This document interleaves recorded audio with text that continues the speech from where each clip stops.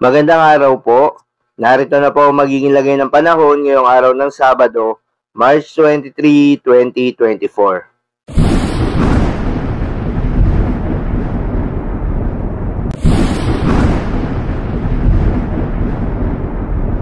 Sa kasalukuyan nga at ayon sa Pag-asa, kahapon nga ay opisyal nang idineklara ng Pag-asa ang pagtatapos ng Northeast Monsoon Season.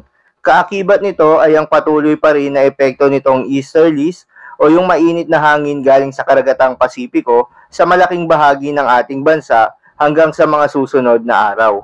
Magandang balita naman dahil ayon sa Pag-asa ay wala namang binabantayan na low pressure area o bagyo sa loob o malapit sa Philippine Area of Responsibility na maring makaapekto sa ating bansa hanggang sa mga susunod na araw.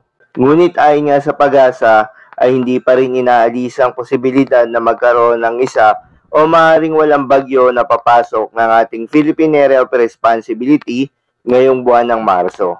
At ngayong araw nga ng Sabado ay asahan sa Aurora, Quezon at Camarines Norte ang maulap na kalangitan na may kalat-kalat na pagulan at pagkidlat-pagkulog, dulot yan ng easterlies. Posible ang mga pagbaha o pagguho ng lupa dahil sa katamtaman hanggang sa kung minsan ay malakas na pagulan.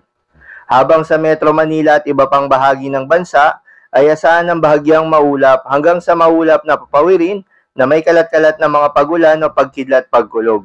Dulot yan ng easterlies at mga localized thunderstorms.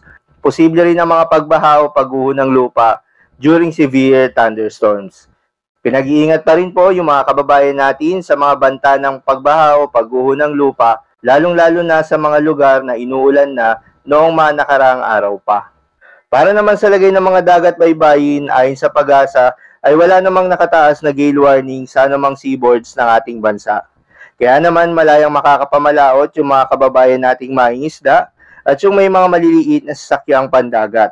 Ngunit iba yung pag-iingat pa rin sa mga may planong pumalaot sa eastern section ng ating bansa dahil posible pa rin makaranas ng katamtaman hanggang maalon na karagatan. So yun lamang po para sa lagay ng panahon ngayong araw ng Sabado. Keep safe everyone.